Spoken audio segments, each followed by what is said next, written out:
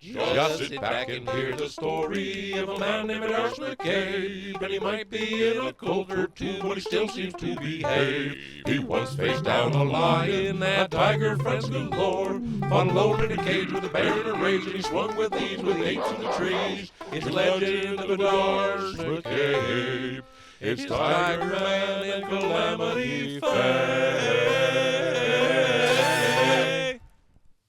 Hello, everybody, and welcome to TigerMan and Calamity Fae, where we explore things like who the hell are we and why does our opinion matter? Just sit back and hear the story of Sweet Davy Antle McCabe. And she might have been born in a cult or two and refuses to behave. She chased a Monday, raised primate kids galore. And she flies through the air, just gravity dares with her piercing tattoos and her bright green hair. It's Sweet Davy Antle McCabe. It's TigerMan and Calamity Fae. Jump right into it, since that's where you want to go for it. I am one of Doc Antle's first zoological students, and he is currently my father-in-law because my wife and life partner of 20 years is Calamity Fae, who is... I am Doc Antle's oldest child. I grew up working with and for him, raising a ton of animals, and although neither of us have done that in many years now, it was a very large part of our lives, and we're here to tell our opinion on all of the craziness that is out there and shine a light on the side that is the not negative and more the just weird and interesting and, you know, strange parts of our lives as we traveled the world and took care of all these animals. And we're a part of, you know, conservation programs and raising a lot of money and a lot of awareness for endangered species, which is a side that none of these over-the-top sensationalized bullshit shows have shown. They just want to talk about the drama, most of which isn't even true. Some of it is, but, you know. Yeah, and, you know, you can focus on one person, but the truth is there's 50-plus people who have volunteered days, months, years, and decades, in some cases, of their lives to the care and preservation of these endangered species. And their story never gets told either, which is, you know, I would like to tell their story because most of that story is a story of really dedicated, beautiful people who are trying to do real good in the world. And so that's really where our focus is, and the stories you want to be telling, and right? the stories of these animals, these beautiful creatures that we've gotten to hang out with and do crazy things with, and all had really good lives doing what we were doing and raising awareness for endangered species in the wild in a way that people don't care about animals unless they've had a personal experience with one. And it really has a lot of power. And again, this is the side that no one has talked about, like, you know, the actual positive side of it. And again, there's crazy. We worked crazy hours. We worked 16-hour days, 7 days a week for huge chunks of the year. But that wasn't because we were slaves. It was because that's the time that it takes to care for that many animals properly. And not be cutting corners and having animals living in cages that are not clean and being fed shitty food. Like, it happens in a lot of animal facilities. A lot of corners get cut because doing it the correct way is super time consuming. One of the dark secrets that people don't ever really talk about in the animal industry is the fact that in my lifetime, probably 70% of small zoos have closed down. Yeah. And that was very hard for me to adjust to for a long time, because when I was a kid, I really was influenced by the DC Zoo. I was born in DC. My mom would put me on the back of her bike and ride me down, and she would time our lunch or breakfast meals to when she knew that the caretakers were moving the apes from one facility to another. And so we would literally eat our meal alongside the apes eating their first meal of the day. And it was something that I can smell it. I can hear it to this day. It's a part of me. And then, I would see things like Mutual of Omaha's Wild Kingdom. Stan Brock and Jim Fowler in the wild, and Jane Goodall and the work of her other compatriots, that no one even knows or talks about anymore, Diane Fossey and Brody Viltacost, and all of these pioneer people who went out into the wild world, and that's what they raised the awareness that we all now have of these animals. And I want to celebrate their stories, and then also celebrate the stories of the future. How do we take artificial intelligence or large language model intelligence and work together with new minds in a new world to figure out how to be better stewards, and be better stewards for the chimpanzees and the tigers, but also be better stewards for the humans, because as everything else goes, so do we go. And so there's got to be a little bit of self-interest in there as well, in being better shepherds of this world. So I want to talk a little bit about our second big question, which is where did Joe Exotic and Carol Baskins go wrong? And the answer is so many places. But the truth of it is, and I'm going to try and really say this without any malice or ill will, and this is going to be tricky, but I'm going to work on it. I think they both started with the best of intentions. I think they were animal lovers. I think they did, I think Joe maybe did. No, I mean, Carol started by, fortunately, okay, let's step back a step. Both Carol and Joe saw tigers at its heyday. Yeah. They, just like everyone else did. I mean, Doc did the Tonight Show with Leno like more than Tigers, 10, which more is than now 10 Myrtle times. Beach Safari. Back in the day no when one it was calls a it Tigers different anymore. right. It was a different day and a different name and a different. We were part of a different organization than what exists today. That's really just the bottom line. But I don't know where I was going with that now. That they saw tigers. I mean, even now, like, even though Tigers is a much smaller operation than it used to be, or Myrtle Beach Safari is smaller than it was at the heyday of us being there, it's still just above and beyond what most facilities are like. Oh, yeah. So, but I know, because I've been there for everything in the animal business, peripherally, since the 1980s. That's when I first got involved in building programs to preserve and breed endangered species and teach the public about changes we need to make in order to just be better stewards of the land.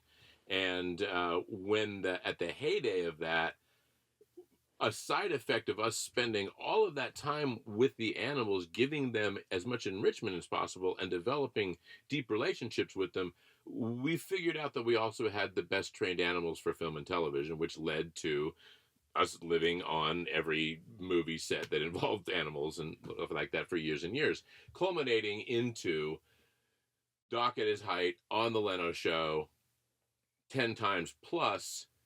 People like Carol and Joe saw that and went, oh, I've got money. I love animals. I can do that too. And they unfortunately fell into an illusion that it is sort of Siegfried and Roy level, which is how much it, like you said, what does it cost? It's crazy. So the time and money that it takes to run a facility with that many animals is just outrageous. And so even if you are making good money, most of it is still just going back into the care and maintenance of the animals. Like, you don't walk away with millions of dollars, because it's just ridiculous what it takes to properly care for those, for an elephant, for 50 big cats. Like, it's just astronomical what it costs to properly care for them. And people don't understand that. And they think, well, I have enough money to do this, or people will pay me enough to support this. The reality is the average regular AZA zoo exists on donations. They have a couple big wealthy donors who keep them running. They don't run on admission from people coming into the zoo. It takes so much money to keep these animals in care. I think they started with under the best of intentions, just to be charitable, and then it just got out of control. I think Carol got very disillusioned that she couldn't work with the animals that she was raising, that she thought she was just going to be able to love them into submission, and that failed. And then she ended up with a whole bunch of animals that are just eating a hole in her pocket and weren't giving her back what she wanted. And suddenly she became this thing called Life on Easy Street, which was a sanctuary, but like there was a sanctuary for all of her animals. Sanctuary, right? She plays this game that she rescued these animals. There's full records that she purchased all of these animals. And that's what happens in almost every sanctuary that I've ever seen in 40 years, let's say. Every sanctuary that I've seen, most of them were started with the best of intentions, but the weight of trying to feed a zoo, and not just feed, care for, like the people have to be skilled, very highly skilled labor, like crazy level skilled labor, and that is hard to acquire. People who not only can do it but want to. Right. Because it's forever. The average person who came to Tigers was good at it. They only stay a few years because it just is so much beyond any personal dramatic bullshit. It's just so much work to do that day in, day out. And you just don't have time to do much else. And so it's hard to have a social life. It's hard to have a relationship with someone who you're not working with, which is why there's so many pairings came out of Tigers for people who we were joke working that like together. People who call Tiger a cult of sex, it's like it's not that at all. But if you could call it a cult of anything, it's like been a very successful cult of building people who stay together after leaving Tigers. It's like that trial by fire in kind marriage of thing. Forever. Like you end up with this person who you go through all this stuff with, and you work side by side day in, day out, and it tends to create lasting relationships. Oddly enough, there's a lot of couples who have left the company and stayed together. You see the other person at their worst. Yeah, you already. Yeah, you have. Yeah. You've already seen it. They don't have any bullshit anymore to play. You've seen them at their worst. That's true. So, yeah, you've had to work with them when they were sick. Yeah, like we have spent, we worked together so much for so many years, and now these days I'm like, I need space. I see you a lot. We don't need to spend every moment together. No. Anymore. Well, I mean, we've been married for 15 years, so. I think we've been married for more than that. I don't think so. You think so? You think it's 16 years? I think it might be 17. I don't think it's 17. We're both really bad at this. Fortunately, that's why it works, because if one of us... neither of us gets in trouble for forgetting this kind of stuff. If one of us was attached... I'm going to actually go on Facebook and fact check how long I've been married. Fortunately, we all have Facebook, so we can figure out when our mom's birthdays are and when our anniversaries are.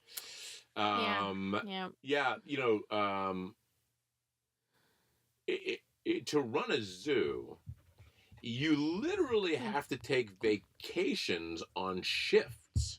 Yeah. Because you can't, like, everything has to be cleaned and fed and enriched every day, so you can't all leave at the same time. And there's also only certain people who can take care of certain animals, and, you might have only 2 people, so which means both those 2 people can't ever be gone at the same time. And there's only actually 6 people who can take care of all the animals. Mm-hmm. So it's, it's a lot. It's a lot to create a running, working zoo where the animals have the best care and the humans don't go stark raving mad.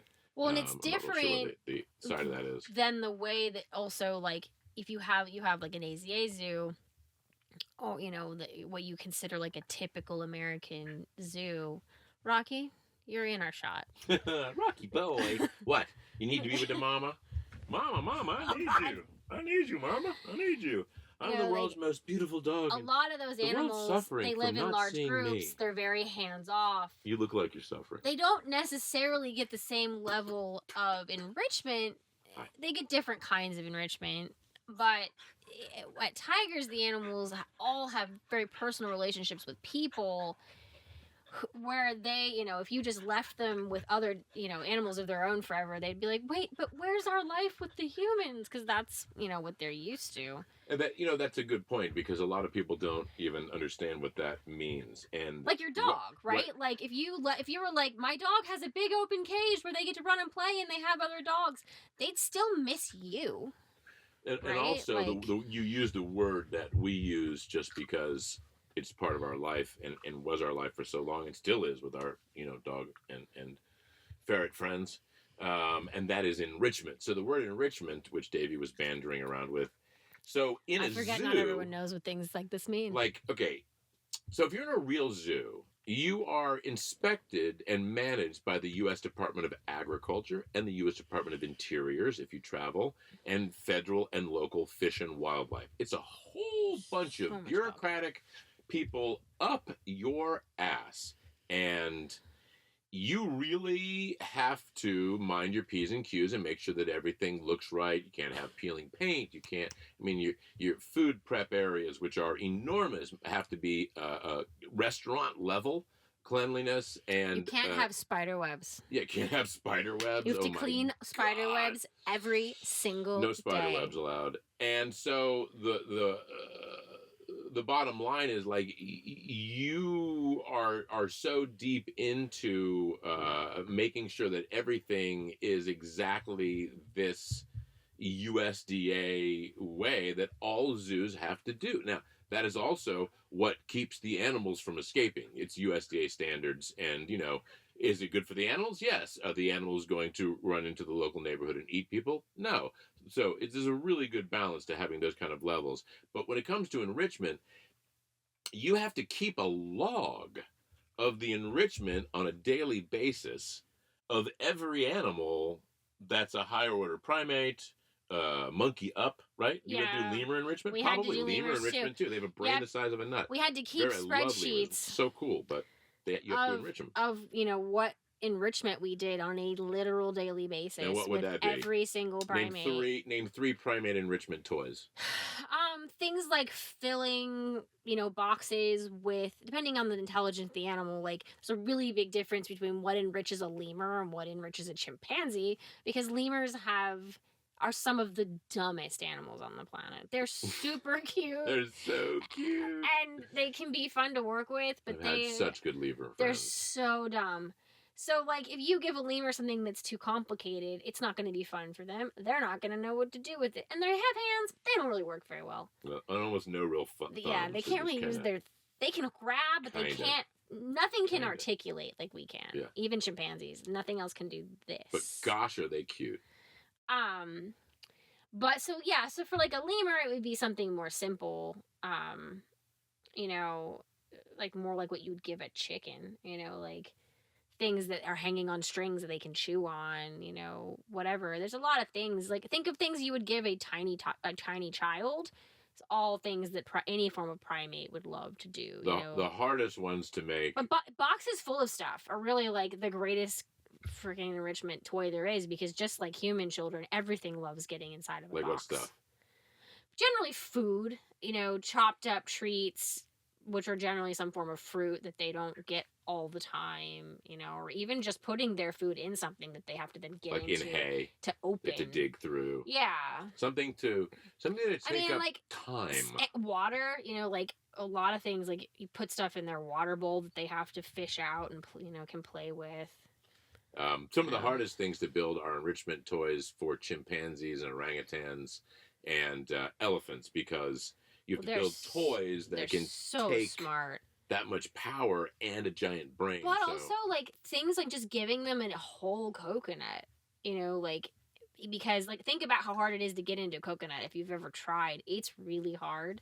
But if you hand a coconut to a full-grown chimpanzee or orangutan, they're just like, peel the skin, pop it open, eat it. But it's like a whole thing that they have to do, and it gives them something to do. Yeah. The elephant can just go crunch. Yeah, they love watching movies. Chimps and orangutans love TV. They love even monkeys. Lemurs, I don't ever notice really paying attention to television. Yeah. I think there's that self-awareness barrier. Monkeys like TV, though. They do. Just like your dog likes to watch They TV. do, but not like chimps like TV. No, chimps actually pay attention and can follow the story. They get super worried about characters. Yeah. One of the chimps we raised really. Finding Nemo was one of, and Shrek. Those were the two favorite. Finding movies. Nemo. Anytime the opening sequences when is it like a barracuda comes and eats the mom. Yeah. That scene, she would scream and scream and scream. Well, hello, Rocky. Oh, hello, I'm in the shot. Is this my cameo? I was gonna lock the dog out, but we were like, we're not gonna lock the dog out. We love him too much. We'll just deal with him. This is Rocky.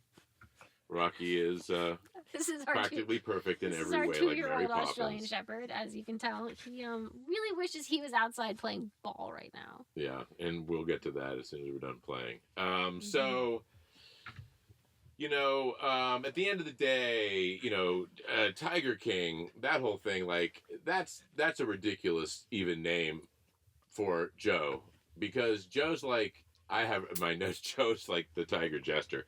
Joe! Circling back around to what we were talking about. Like, Joe really, I think, wanted to create something amazing in his brother's name to a certain degree. But he then also, like Carol, just decided one day we're going to become tiger trainers because we rather than just zoo owners, which there's a really big difference. Right. We're going to go in and interact with them and raise them. And then we're going to be a giant sanctuary. And from what I know, he had millions and millions of dollars to invest in this. And he built an enormous state-of-the-art USDA facility and had all the right licensing. What was a zoo. And, wanted to become part of a large species survival program for Bengal tigers and for different different white tigers. And, he that was his concept. And I think we've seen mostly why it all fell apart, which is just, like meth, a lot of that.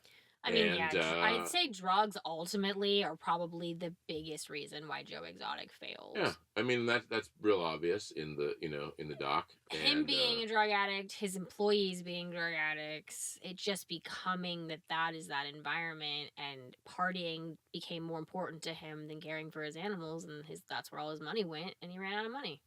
And then he had all these animals that he was still trying to care for, which is what you see in the documentary, is when it got to that level of I'm now trying to sustain something that I spent millions of dollars to build without any money. Yeah, the only, I can say one thing, and that is I've never met anyone in the zoological world who works harder at enriching the lives of their animals than Doc does. And that's from someone who has been, has every reason to be angry at him. And more than most people. So, but, a lot of the reason why he's been hit with so much heat is just the fact that, he was the poster child for private zoo owner. His animals were the best. His care was the best. And all the USDA people knew that. And when there was enough of an infiltration of activist rights, animal rights organizations into that organization, he became a target because he was the biggest target. And they're the ones who have really gone after my father. And they failed at actually getting him on any form of animal abuse charges. And because of that, they just keep trying every which way from Sunday to hit him with something else because they can't get any of the abuse charges to stick, because the reality is there's no abuse going on. There's no abuse. He is, however, hands down the cheapest boss I've not only ever worked for, but ever even heard about in, like, biblical stories. So, wonderful to his animals, not so great for the employees in Richmond. Monetarily. Monetarily. Yeah. None of us ever made a dime. So, that's okay. The truth is, it really is okay, because my intention over 35 years, and the two of us have been completely out of the animal world professionally for 9 years now. You know, my intention going in was to do good. I feel like I did good the entire time. And, I do too. I and think... I want to celebrate people like you and everyone else who I worked along with in the trenches, desperately trying to enlighten the public about the plight of endangered species. And the reality is the company continues to do that. Like, that is their major objective. It gets very lost, I think, now It's become Doc Antle's Myrtle Beach Safari. Yeah, the message has gotten lost, I think, more in the switch to social media. I was kind of watching this happen, like, because social media is so about sensationalism, it's hard to do it to be successful while also being preachy, because people don't want to be preached to generally. And so I think that because the average person gets most of their information from social media, you just see the flashy side of it now and less of the conservation side. But the reality is the conservation side is still going on. It's just not what's in the forefront of what you see most of the time. Yep. Why are you named Calamity Fae? I've gone through many stage names. I'm a professional circus artist. I'm an aerialist. I have been recovering from several really serious injuries for the last couple of years. But prior to that, I was working very hard at being a professional aerialist and circus performer. And Devlin Fae was my original stage name that I used, and I do still sometimes use it, because when my mother decided that Shri Devi, which is my birth name, was too weird, and she put me in school when I was 5, she named me Davy Lynn, which I always hated, and I changed it back as an adult, but then when I was like coming up with like stage names for doing like burlesque-esque circus performance, I was like, I'm gonna use Devlin Fae because it's funny to reclaim that name, because it always kind of sounded like a stripper name to me. Devlin Fae. Just Devlin. Devlin Rogers. Devlin Rogers. Rogers was my stepfather's last name. Yeah, so because you were not actually raised with Doc. I was not. Yeah, I met my father actually. I mean, I knew him till I was 3 in theory, but I didn't have a lot of memories of him. I showed up at 15 and moved into the zoo and started working full time for him, with having no real relationship with him to that point, just because of the way that life went down. It's a combination of craziness that occurred in my young life. But yeah, and it was weird. I moved from Park City, Utah, where I'd been living with my stepfather and previously my mother, although she had moved away by that point, and moved to Myrtle Beach, South Carolina, and started working for my father and walking tiger cubs. He handed me, I don't even know how long I'd been there, a few months. He handed me like a big cub, probably a 150-pound cub, which they're big at that age, but they don't have big teeth. They're very baby, but that tiger drug my butt across the yard. It was hilarious to everyone watching. I was like, hey, but I got really good at being drugged and then popping back up onto my feet. So yeah, that's a really important part. It's a really, I mean, if you're walking any kind of animal that has any size to it, the ability to know that if you can't let go, you can't just let that animal go running off. Like, you have to stay with it. If they knock you off your feet, you got to learn how to get back up. And that's what he was teaching me. But it was definitely a hard knock life way of teaching me to do that. Fortunately, I'm fairly athletic. I've been a dancer and a gymnast my whole life. And I actually didn't start aerial until I was in my late 20s. But yeah, it was definitely quite the culture shock in a lot of ways doing that shift. Like, I had known my father, I knew who my father was, and I had seen him at that point. He had been on like Animal Planet and National Geographic a couple times. And those are the first time I'd ever seen like what he looked like in modern day, besides like the pictures I had of him when I was a baby, like the 2 pictures my mother had around. And yeah, it was It's very strange making that shift. I think the I was first in big shell job you ever shock for a did while. Was the Britney Spears VMAs. MTV Music Awards. Right? Yeah. MTV Music Video Awards. I had only been living with my father for a few months when we did that. Like, I moved there in like June of that summer, and we did that. What was in October or something? I don't remember. It was during King Richard's Fair. You know, it was one of those moments in time where whenever you're doing something like MTV, it's so weird because, you know, everyone who has the biggest entourages in the world are there. And Michael Jackson was there that year. And, you know, like, it was just huge. And I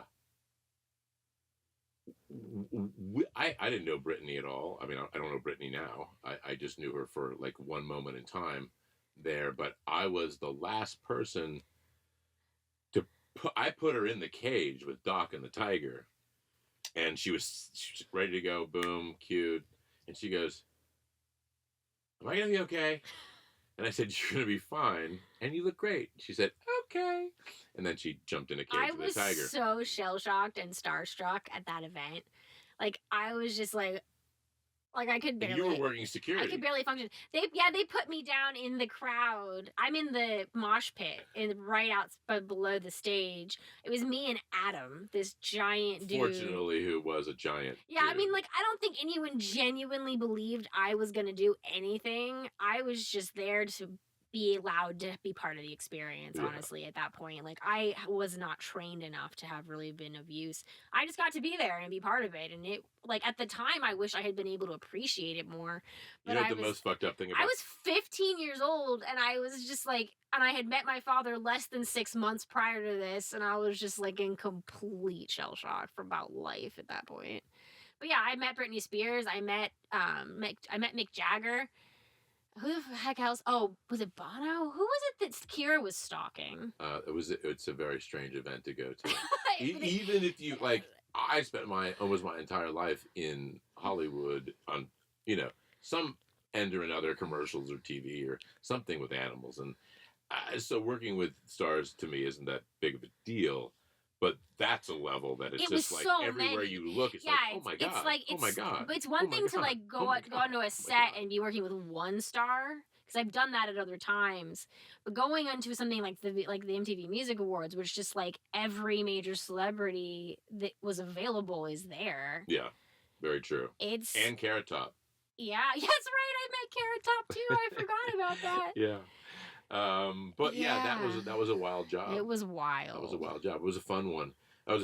That worked because that tiger was one of the toughest males that we that was we that had big tabby boy, right? Yeah, and he just didn't care about anything. He knew he was tough. And no fear. No fear. He's not the kind of tiger that I would want to do an attack scene with. Yeah. You know, you kind of want sort of a, hey, let's roll around and play together kind of tiger for an attack scene. That tiger was enormous. That kid had like balls. And 700 pounds? I was there. Doc was there. Maybe not quite. You know, 600, his mom, 6 something. Dawn was there. He was so big. No, Kira was there, rather. Rajani was there, not Dawn. Kira and Rajani were there, and so, you know, his whole family was all around him, laying on the ground in black. The dancers jumping over us. It was you, me, my dad, Kira, Rajani, and Adam, right? Because we all fit in one truck. Yeah. Just barely. Right, just barely. And that truck, someday we'll go into what it's like to drive a truck and trailer with a zoo in it into New York City. I've just ridden in it, and I can tell you it's wild. It's wild. We'll get that in another edition of TigerMan and Calamity Fae. So Calamity Fae was the question. Oh, yeah, I went on a total tangent. That was only about 25 minutes. Anyway, we're fine. I am an aerialist. I'm a performer. I've been a dancer my whole life. But I am very ADHD. I didn't realize it until I was just diagnosed like 3 years ago.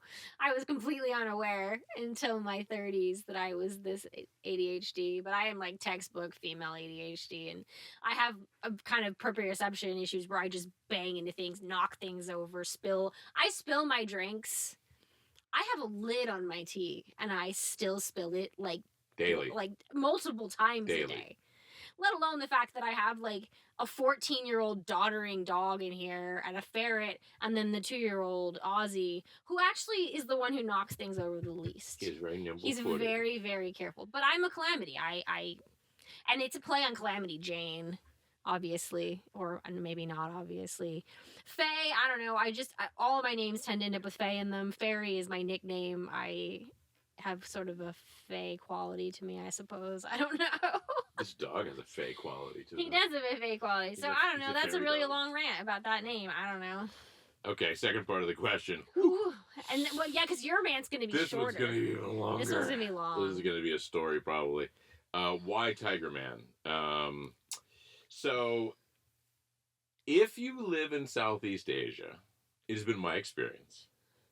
And if this was all pre-me. And if you have tigers in a town, and if those tigers and those tigers are up on billboards, after you've been in that town for a couple of months, you're just TigerMan. That's what everybody calls you.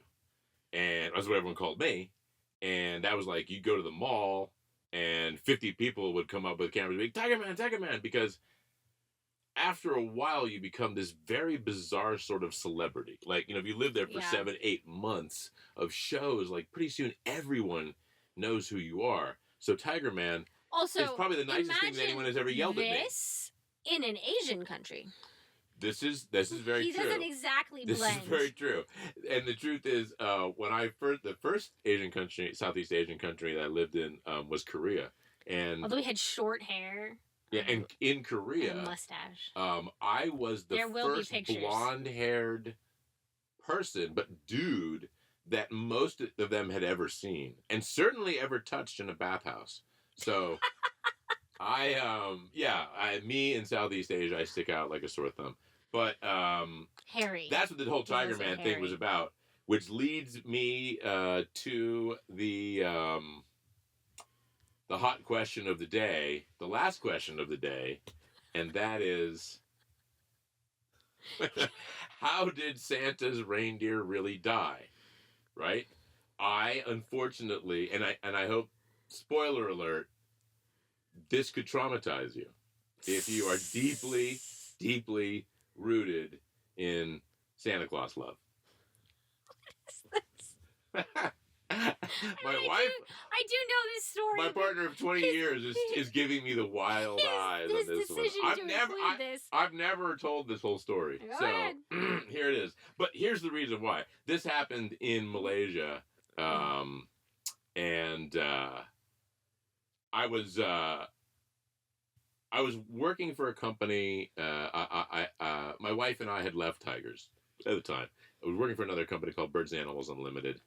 His other wife. My other wife, my previous wife, a long, long time ago. All these gray hairs ago.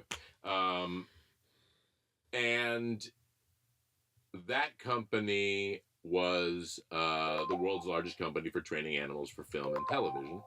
And, it was started by the man who really is if you want to know who's the dog whisperer for real, his name is Gary Giroux, and he is... I think one of his first major film accomplishments was Jonathan Livingston Seagull, and if you're old enough to remember that movie, you're my age or older, so good luck with that. I don't know it. She's never seen it. And so in the 60s and 70s, he became one of the animal trainers to the stars, and then built this company, Birds and Animals Unlimited, which is the number one company for dogs, cats, birds, Eddie on Fraser, like all the animals you've fallen in love with in the last 30 years of your life, most of them come from this one company, Birds and Animals Unlimited. Especially if they're domestic animals. Oh, yeah, domestic animals in particular. So I was literally learning side by side with the greatest dog, cat, bird trainers on planet Earth. And I was really enjoying it. I did probably about 10,000 live shows on stage at Universal Studios, just working with amazing animals and having a great time. And, it was one of the number one rated shows in the park ever. So it was a great audience participation show. We had a great time with it. She did. Beethoven got the first one right. That's very good, big dog. Come on back there. Go on, go. Lift the foot. Go on back there. Get that second one. Now, the amazing thing about this dog, once he's got that first one, he never misses the second one. He gets really excited about it. So we'll see what Laura has for the second item. Must have been a tough one. What is that? Laura! You asked Beethoven for this? Look what you did!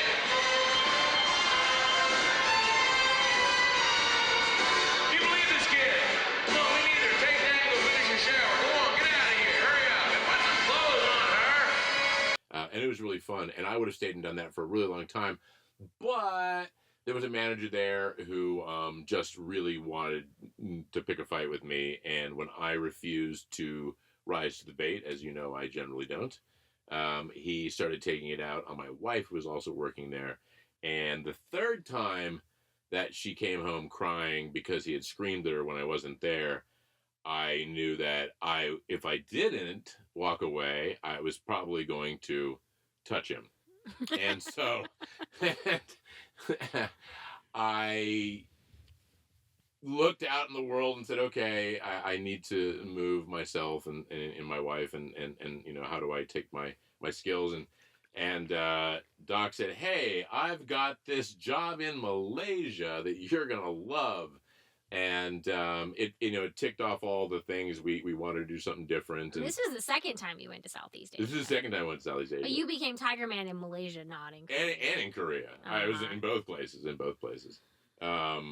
is in Malaysia. So if you travel internationally, whenever you go like more than half the world, you basically take acid because you get jet lag, time change to the point where for the next couple of days, you can't trust your senses.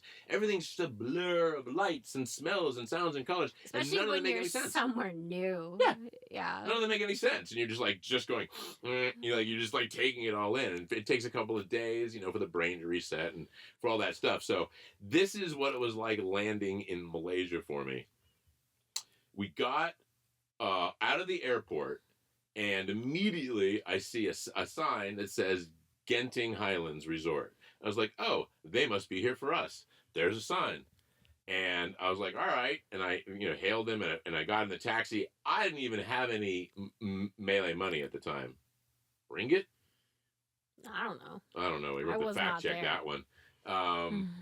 And he said, the driver was like, oh, American. I'm like, yeah. He's like, you got money? And I was like, yeah. And he was this Chinese dude. Ringgit, you were right. Ringgit, yeah. Yeah. And I only had 20s in my wallet, and I showed him a 20. He's like, oh, $20. Okay.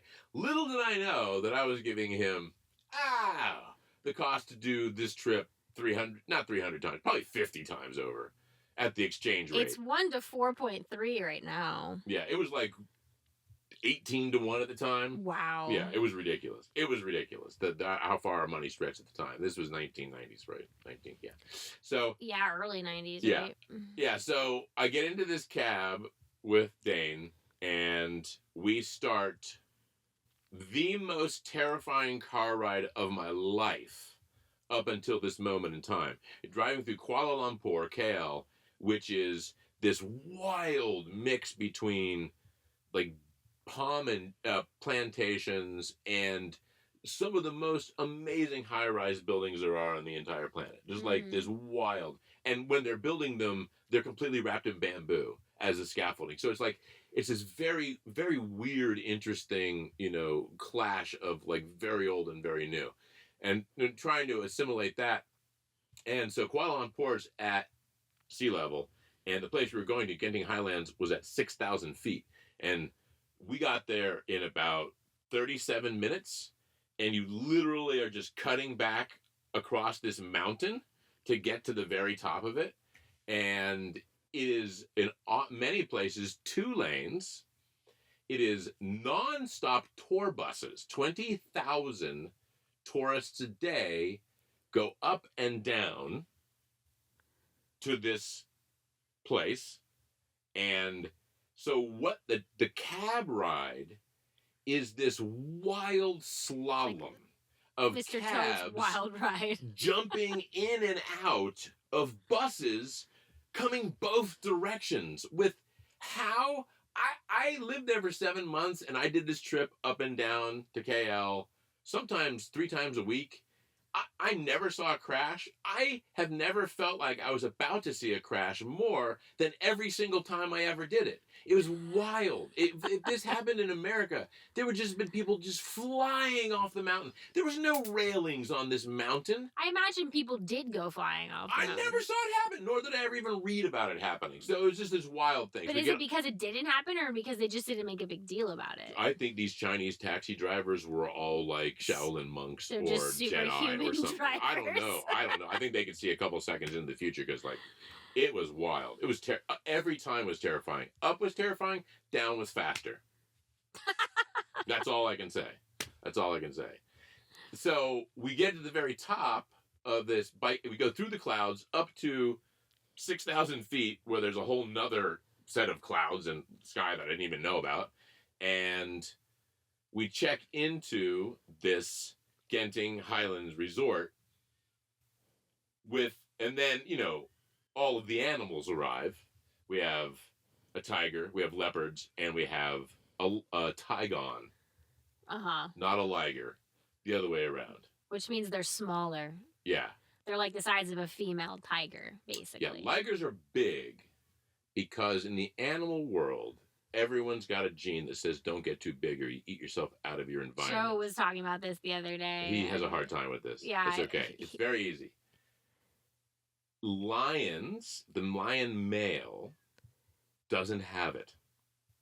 And the tiger female doesn't have it. We don't know why. So if it's a male we've lion done genetic testing and a on this. female tiger, there's no gene that says don't get too big for your environment. And the children are always larger than the parents, just like a mule.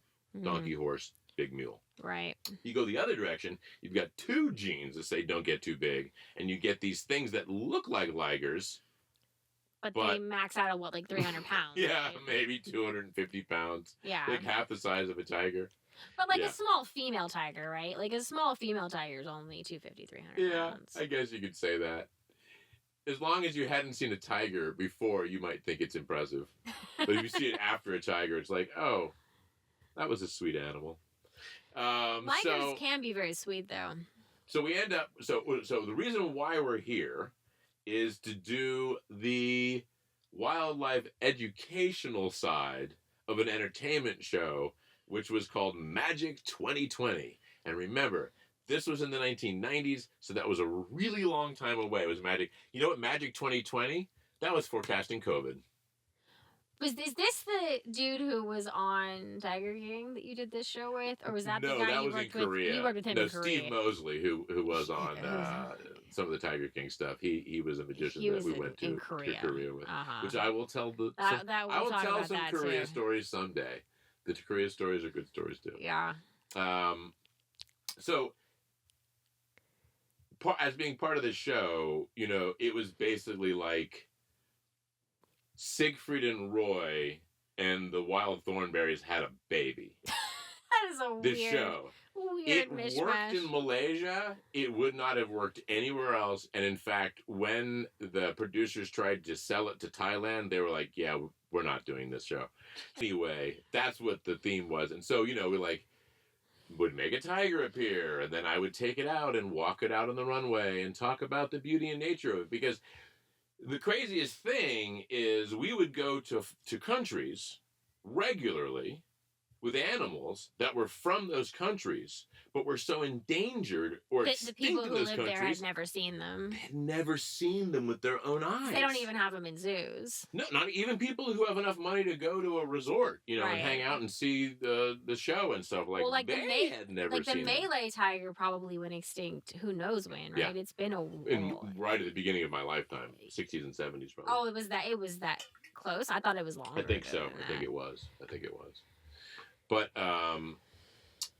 so that was our job, is to go and it blew people away to see tigers and leopards, animals that are sacred to their lineage, and it's in their flags and in their culture, but they don't have any anymore. So that part of it was very enriching to be able to reconnect people with those amazing wild animals.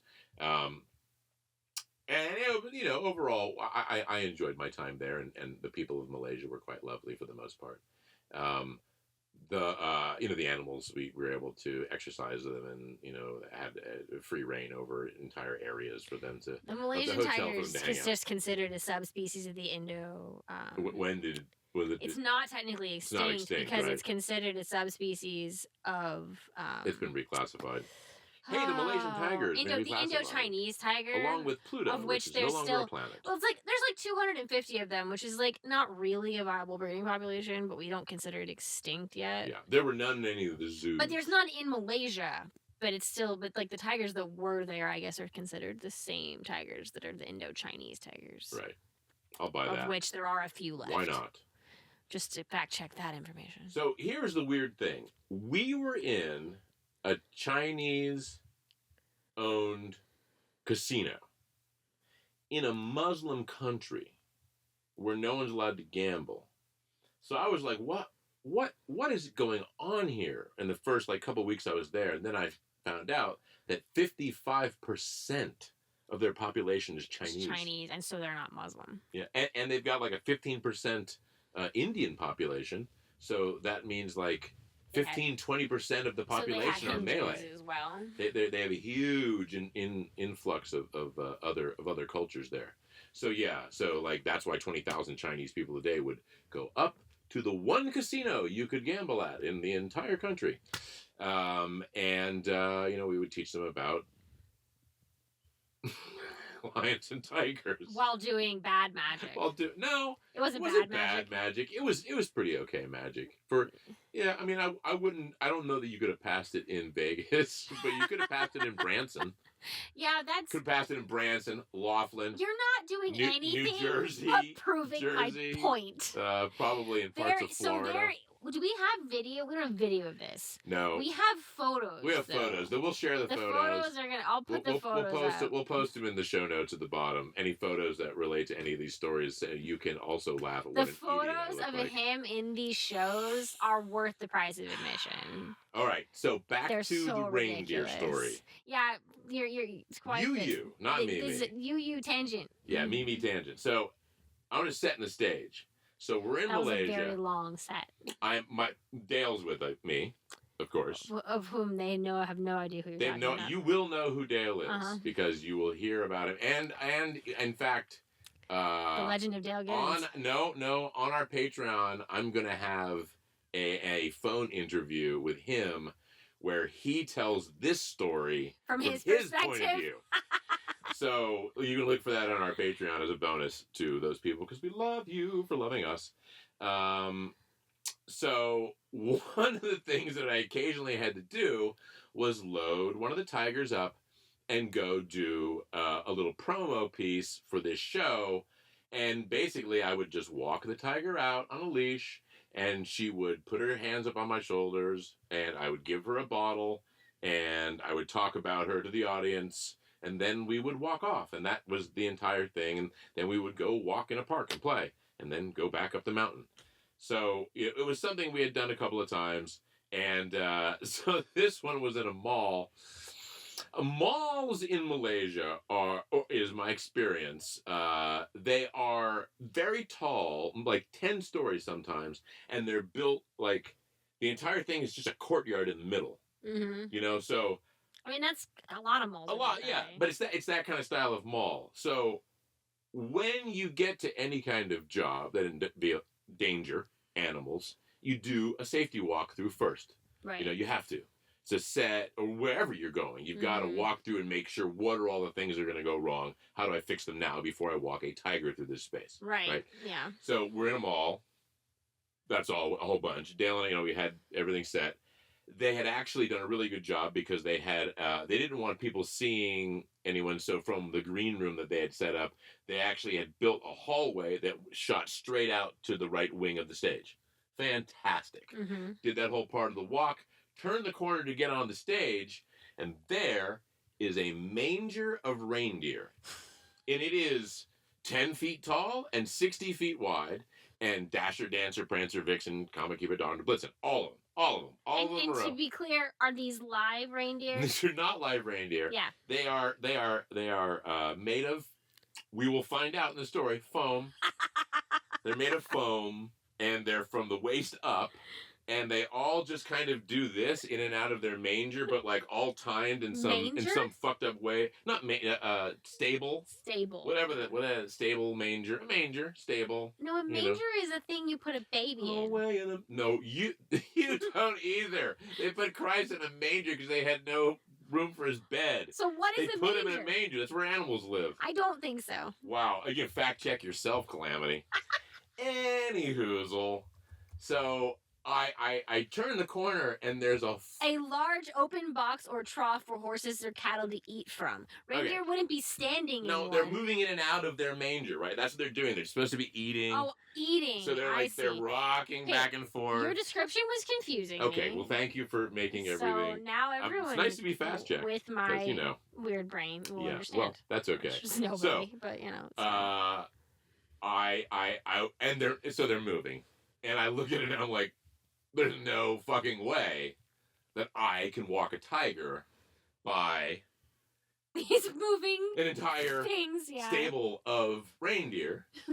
I've done really... If they were stable, it would probably be one thing. But the fact that they were moving... So, first thing I say to the guy running the thing is, Dale, unplug that, right. and that can't be on. That can't be on. So, they all come to a stop, in their different positions. But at least they're not moving now. Right. So I'm like, all right, I have a lot of clearance. I had 15 feet width. Mm-hmm. So I could get over on the other side of it. I wasn't that worried about it. I've done worse getting it out of movie sets. And getting it out of frickin' MTV Music Awards. Right. Tight, right? Like tight, like that, right? So how do you get a tiger in out of those spaces? But he was in a rolling cage. A giant rolling cage. Mm-hmm. This was not in a rolling cage. This was a tiger just on a walk, on a leash. Now, I'm going to digress here a little bit because we recently ratcheted ourselves down and years after it was aired, watched Tiger King, the Doc Antle story. Right, yeah, we had seen the original. We watched it very drunk during COVID. We had to get really drunk to watch it. But it wasn't that bad because it didn't have that much to do with us personally. But when they did the Let's Make a Hit piece on Doc Antle, starring mostly my mother, it was a lot and I avoided it. But we decided before doing this podcast that we probably should really know what's out there and what has been said. And we made ourselves watch it and we're both still reeling from it a bit. So, one of the people who's focused in that is one of the, I would say, probably closest to a hero that I would have out of many of the animal people I met. And not because of his animal training, just because of who he was as a person. And I knew him as Mitra. That's what he asked me to call him the entire time I knew him. I knew that his name was Mark. But if I call him Mitra, it's just because I knew the man and worked side by side with him for years. So, Mitra... raised a tiger. Can I say something? Yeah. I think there's this negative connotation that happens with people who choose to change their name in relation to like a spiritual or religious shift because it gets, given the cult thing. Ooh, is this the cult episode? I don't know, but I'm just going to say that, if you are someone who comes from a traumatic background and you... wait for the cult episode. You often want to not be called that anymore. You don't want to be associated with that part of who you were. And Mitra did come from a very traumatic background that he was trying to escape from. And so the fact that he was Mark but chose to change his name to Mitra was a choice that he made because he was trying to transform himself. And I think people need to understand that is a thing, and it's not just this. And it's not that he was ordered to be called something else because of this cult mentality. He wanted a name. He wanted to be called something else. Yeah. And also, from an animal training point of view, I have raised many dogs out of the pound. It's one of my favorite places to get dogs from. And those dogs, if they come with a name, you don't know what the history of that dog is with that name. They could have been yelled that name while being hit, for all you know.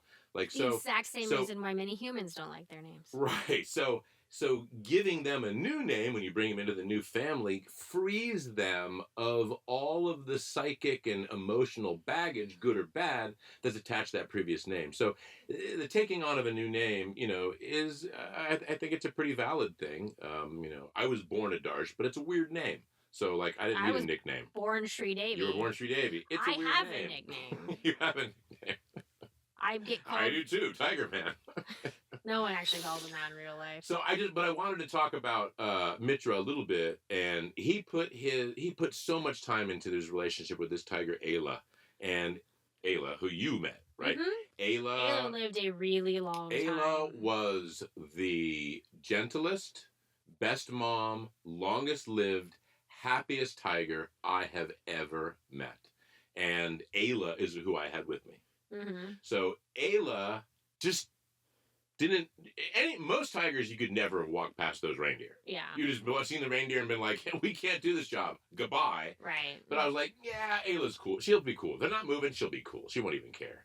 And so we go through the whole run through, and then I also make sure that the dancers, because there are 20 Las Vegas style showgirls. They're actually from England, but they were in costumes which we can say escaped Las Vegas in the 1950s. Just all feathers and rhinestones and skin. So that's what their costumes were. And, it was holidays, so they were all jazzed up for their number, which was right after we were on stage. So I made sure with the dance captain and, that whole crew, you guys are all entering stage left, because Tiger's going to exit stage right. Absolutely, all cleared, no problem. Yeah. So, Dale and I go, we get ready, show starts, get our cue, walk the tiger on, and she looks. So, everything about a tiger happens in its face, right? Yeah. Like, you can see the back of its ears, you can see, like, its head wrinkle. You can, but all of this stuff in here, these twitches and stuff, like, that's all the information you're going to get from a tiger. But it's a lot once you learn. Ears, like a dog, Ears, the ears tell you a lot. Where their ears are pointed, whether they're back or not, but it's very subtle. You have to be paying attention. Yeah, it's a subtle and it language. happens fast. Yeah, so she sees the reindeer, and she's lived in a zoo her entire life around hoofstock. So, she was like, eh. Right. You guys had a lot more but hoofstock she had a little interest in it, a little bit. But she was like, eh. And so I was down there, rubbing her face, hey, pay attention to me. I love you. Change her Cuffing her face. attention. Tigers have this amazing sound they make when they're happy. Well, it kind of says, hey, I'm happy. Are you happy? It's a check. It's like, hey, how's everything going? Are you going to bite me in the face, or are we good right now? So, I was chuffing in her face, and she was chuffing back, and we were walking, and I turned the corner, and the stage was probably 30 by 50, so it was a big ass stage, which is why I liked it, because there was a lot of room to move, and I didn't have to feel like I was crowded or anything. Right. And so the stage was ringed by people, like 8-10 deep all the way around. But then, because of the way these malls were built, every row also is ringed with people. So it was like 100 feet up. As far as I can see, every 10 feet, there's a whole bunch of other people leaning over, taking pictures, cameras. It was as like show places go, it was really unique. Yeah. And Ayla was wonderful, and she took her bottle, which tigers love milk with a little bit of beef blood in it. That's generally their favorite snack. And so she just, stood with me, and, she put her hands up on my shoulders, and I just stood there and talked about tigers and what a wonderful thing they are. Fantastic. Everybody loved it. They applauded. We went to walk off, turned the corner, and all of the dancers that were late because their costuming was fucked up. Because, like, one thing that I'll tell you about this woman that she forgets to tell everyone is that she is has a theater degree from UVA, and she's Phi Beta Kappa, which means she knows more about theater and is one of the smartest people about humanities on the planet. So, the costuming, as you can imagine, was just like, it wasn't even full pieces. It was like pieces of vines and stuff that you had to slide through just right in order to get on. So the dancers were never on time.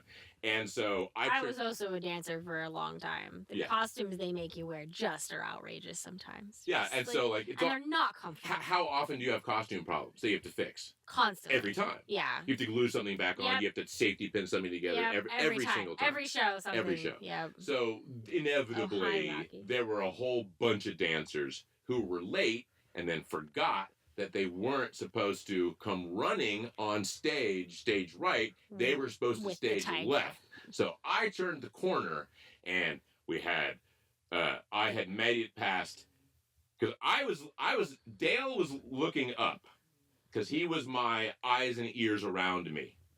I was focused on the tiger because I knew that I had to get Ayla back past those god darned reindeer, right? Like, I was like, hey, this isn't over yet. This has been great so far, but we got one more we got to get through. And so I'm talking to her. She's all fine. We turn the corner. Dasher, Dancer. I can see the little signs. Dasher, Dancer, Prancer, Vixen, Comet, Cupid. And right as I see Cupid, I hear Dale curse or something.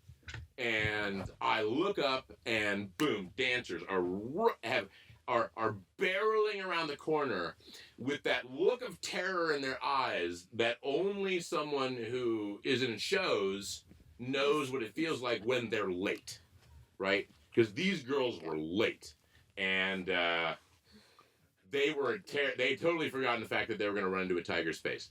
And so I had this split-second moment where I remember in sequence, I looked at Dale. His eyes, he's trying to look at the dancers and the tiger at the same time. His eyes are just like boing, like my eyes are.